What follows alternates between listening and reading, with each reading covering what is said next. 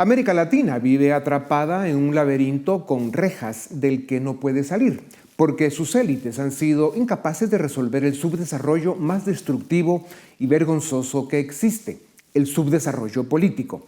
La élite académica, enfocada en su misión educativa de largo plazo, está lejos de la formación de cuadros para la gestión pública y la discusión ideológica para promover la democracia liberal, el único sistema que genera desarrollo y bienestar. La élite política, con poquísimas excepciones, se perdió en el crimen, la corrupción y el populismo. Y la élite económica, incapaz de evolucionar para estar a la altura de las necesidades de recursos y defensa de valores, no de intereses, tiene visión de corto plazo, se acomoda con los poderes de turno y aunque son clave para el crecimiento económico, por su ignorancia en la política, como ciencia, queda evidenciada como una élite egoísta e ignorante. En este ambiente de indiferencia donde el populismo, el autoritarismo, la corrupción y el narcotráfico capturan cada día más estados latinoamericanos, las democracias republicanas, la libertad, el desarrollo y en especial los pueblos están pagando graves consecuencias. El desarrollo de las naciones pasa inevitablemente por la política y por la economía, dos caras de la misma moneda. Si falla una, la otra no funciona. Esta es la trampa en la que vive atrapada América Latina. Para discutir sobre este tema crítico, determinante y trascendental para el desarrollo de las naciones, tengo el gusto de presentarles a Jaime Rodríguez Arana, presidente del Foro Iberoamericano de Derecho Administrativo y de la Asociación Española de Ciencias Administrativas.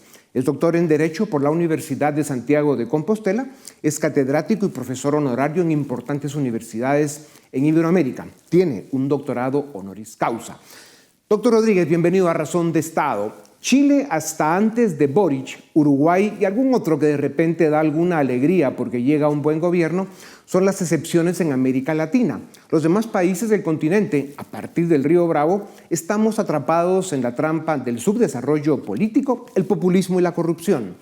Somos incapaces de aprender a gobernarnos con los valores liberales y la técnica en política pública que pueden diseñar un modelo de desarrollo que nos permita avanzar.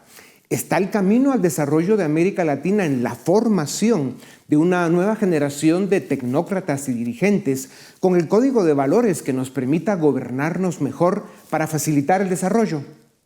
La pregunta que usted me hace para iniciar esta conversación es muy pertinente porque efectivamente la formación es la piedra angular para que los dirigentes tengan clara la convicción de que la política y la administración se justifican y están única y exclusivamente para la mejora de las condiciones de vida de los habitantes a partir de la promoción, defensa y protección de la dignidad humana y sus derechos fundamentales. Y si somos capaces de organizar y orquestar programas formativos en esta línea, que va por lo que se llama buen gobierno, buena administración, poco a poco podremos ir poniendo a disposición de la sociedad dirigentes que tengan esta vocación clara y radical. En los últimos años llegó una segunda ola de gobiernos de izquierda populista a América Latina. Argentina, México, Bolivia, Colombia, Perú, Ecuador, que va de regreso, y otros. El atraso y la destrucción que provocan es lamentable.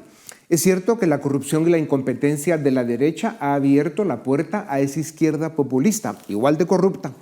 Pero la izquierda es más propensa a romper la norma democrática, pues intenta perpetuarse en el poder. Cuba, Nicaragua y Venezuela, países destruidos por la extrema izquierda, representan una tragedia humana. Pero desde México hasta la Argentina, esa es la agenda del Foro de Sao Paulo y el Grupo de Puebla. ¿Pasa el rescate de las democracias y la defensa de las libertades civiles por la formación de cuadros para los partidos políticos? Pues así es. Nosotros en Europa, los partidos que más o menos están asentados en la vida democrática de nuestros pueblos, suelen tener fundaciones a través de las cuales realizan importantes actividades formativas para sus cuadros, para los dirigentes. Y, en mi opinión, creo que trabajar en esta línea es muy importante, igual que poner en marcha instituciones académicas del buen gobierno y la calidad democrática. Creo que hay que apostarle a ello y que las universidades den un paso al frente y que se pueda seleccionar profesores con una idea clara y del servicio objetivo a la comunidad de la política. Y como yo esta mañana decía en Twitter, hablando de la profesionalización de la función pública, la buena administración necesita de sistemas de selección de mérito, capacidad e idoneidad. Porque, mire, yo he tenido la suerte, el gran privilegio de viajar por América. Conozco todos los países de América, también los del norte, pero Centroamérica y América del Sur especialmente. Y una cosa que he visto con frecuencia es que cuando entran los nuevos presidentes, muchas veces las políticas públicas anteriores se echan a un lado y hay que construir de nuevo. Se destruye, se construye, se construye, se destruye. Y esto pasa muchas veces porque falta una función pública profesional, seleccionada con el mérito, con la capacidad idónea, que puede realizar políticas públicas y con pleno respeto a la democracia, a la dignidad de la persona, al Estado de Derecho, luego sean capaces de articular políticas públicas que van en esa línea de la mejora de la vida de la gente. Porque si no, hemos visto que la derecha muchas veces no es capaz de poner en marcha programas por falta también de profesionalización y porque muchas veces, bueno, también cae en la corrupción como cae en la izquierda en la corrupción. Y para superar estas cuestiones tenemos que poner un antídoto de ética en la función pública. Desde la llegada del chavismo a Venezuela hace más de 20 años, se formaron el Foro de Sao Paulo y luego el Grupo de Puebla. Su agenda es populista, iliberal y antidemocrática y están cada día más vendidos a los intereses chino-rusos en el continente americano. ¿Por qué es tan importante que las élites de América Latina comprendan que solo si se nutren los partidos políticos de dirigentes, estadistas, técnicos que entienden, respetan y defienden los valores liberales, podrán construir un sistema, una cultura que facilita el desarrollo? Mire, ya lo dijo Abraham Lincoln hace mucho tiempo. La democracia es el gobierno del pueblo, por el pueblo y para el pueblo. Y ciertamente nos jugamos mucho en estos años, que yo creo que son años determinantes para el futuro de la humanidad desde el punto de vista político. Y creo que en este sentido tenemos que subrayar los valores del Estado de Derecho, de la juridicidad, de la separación de los poderes, del reconocimiento de los derechos fundamentales de la persona, porque el Estado nace para defender a las personas, para que puedan realizarse libre y solidariamente las personas. Y por eso necesitamos preparar personas que sean capaces de dirigir con estas características. Yo suelo hablar, cuando me dirijo a ellos, de mentalidad abierta, capacidad de entendimiento, sensibilidad social, centralidad de la dignidad de la persona, capacidad crítica y tener presente que el Estado, el único sentido que tiene es proteger, defender y promover los derechos humanos y las libertades. Y creo que nos estamos enredando, pero no solo en América, también en Europa con frecuencia, y estamos tergiversando el orden de las cosas. Y saben lo que pasó también en mi país y en otros países de Europa, en los cuales el poder, en vez de contribuir a la libertad, a veces la utiliza para amarrar los votos. Boric en Chile y Petro en Colombia son los presidentes de izquierda populista más recientes. A los pocos meses han caído a la tercera parte del apoyo con el que llegaron al poder. Boric, a pesar de estar equivocado por su ignorancia sobre el proceso económico, da la impresión todavía de respetar la norma democrática. Si su partido pierde en la próxima elección, se van. Los casos de AMLO en México, Petro en Colombia, Correa, Evo Morales y otros dan otras señales. Son autócratas, populistas de izquierda, normalmente cercanos al narcotráfico y al crimen transnacional. ¿A dónde pueden llevar a América Latina a estos señores? Y más con la ausencia de una derecha moderna, estratégica e inteligente. Bueno, la historia de la humanidad acredita y demuestra que los sistemas colectivistas, intervencionistas, que eluden la libertad de las personas y que las alienan y arrojan, eso ya hemos visto lo que ha pasado y probablemente si no se cambia el signo de los tiempos, pues ocurrirá lo mismo. Por eso yo ahora veo con cierta esperanza algunos, aunque sean tenues, incipientes movimientos o mensajes que llegan acerca de la necesidad de que se cambie el rumbo en muchos países porque la deriva del populismo ya sabemos cuál es. Crecimiento de la miseria, crecimiento exponencial de la miseria, porque el populismo necesita la miseria para perpetuarse en el poder y al final no mejora la vida de las personas. Francis Fukuyama sostiene que superar el clientelismo y el patronazgo, fuentes de incompetencia y corrupción, son aspectos cruciales para vivir en un Estado democrático moderno y funcional. ¿Cómo lo ha logrado el Occidente desarrollado, Europa, Estados Unidos? Bueno, sobre todo porque las convicciones democráticas están asentadas en general, en términos generales. Luego, porque hay una función pública profesional.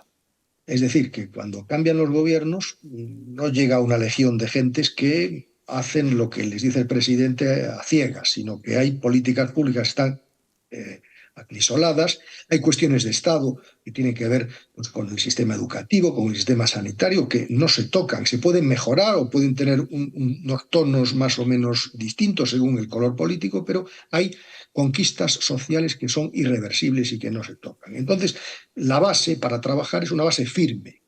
Y esto depende sobre todo de una función pública profesional. Por eso, mire, yo he dedicado casi 15 años de mi vida a la formación de funcionarios en el INAP de España, las escuelas de administración pública regionales, y soy un convencido de que apostarle a la formación del personal con sistemas de selección rigurosos que premien el mérito, la capacidad y la idoneidad es una garantía en la lucha contra la corrupción y para poner personas preparadas al servicio de la actividad pública. Por eso la legislación sobre el servicio civil es clave para la política y para el desarrollo.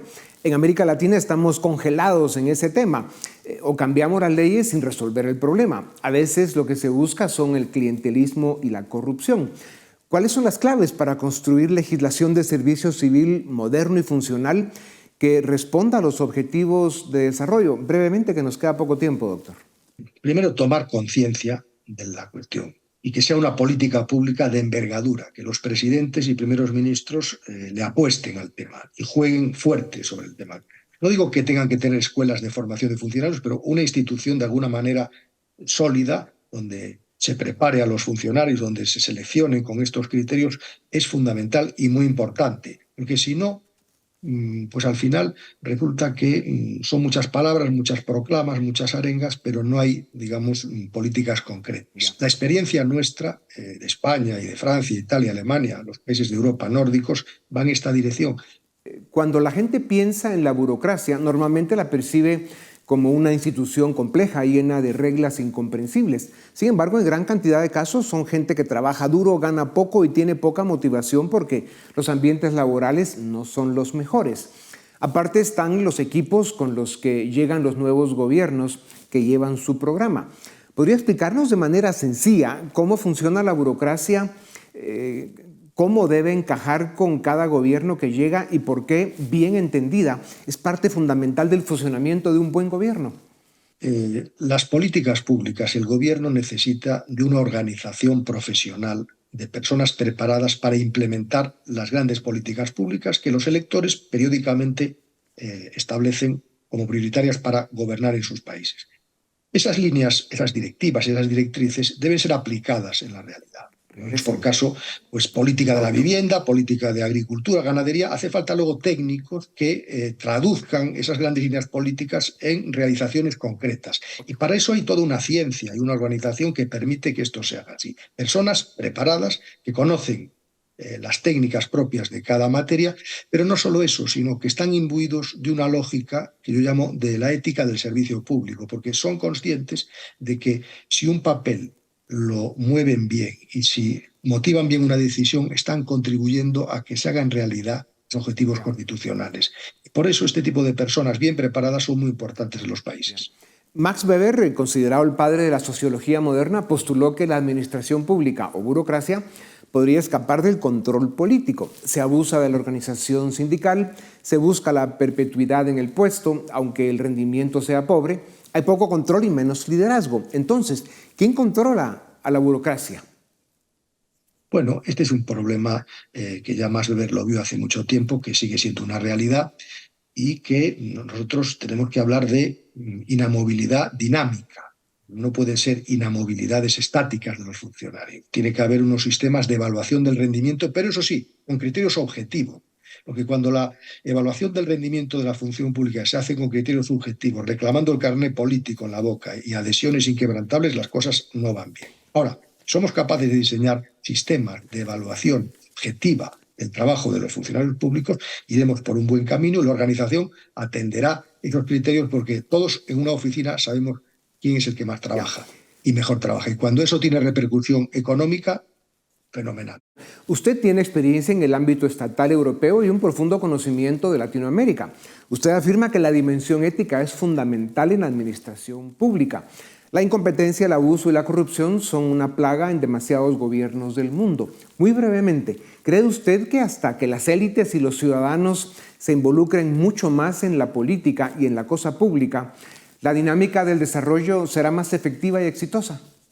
Por supuesto, por un lado, los dirigentes mejor preparados, pero por otro lado, un pueblo que es consciente de que no es un convidado de piedra, sino que es el protagonista principal y que sabe que puede exigir a los políticos. Yo siempre veo con admiración los países nórdicos donde los ciudadanos exigen a los dirigentes políticos, les exigen de verdad y los llaman a capítulo cuando corresponde. En cambio, en América Latina y algunos países del sur de Europa, los políticos van por la vida como si fueran aclamados con grandes trompetas y al final no rinden cuentas. Y la rendición de cuentas, cuando es real, es un ejercicio democrático muy importante. Lamentablemente, muy pocas veces se produce en esos términos. A través de la historia, la vida de las naciones ha estado marcada de forma determinante por la política y por la administración pública. El común denominador para los pueblos más desarrollados y modernos ha sido la ecuación que forman la libertad, la democracia republicana, el respeto a la propiedad privada, al mercado y a los contratos, y el más severo castigo para el crimen y la corrupción. América Latina tiene un largo camino por recorrer. Esperamos que sus élites despierten pronto. Doctor Rodríguez, gracias por su tiempo, nos deja pensando. A ustedes también gracias por acompañarnos una vez más. Esto es Razón de Estado.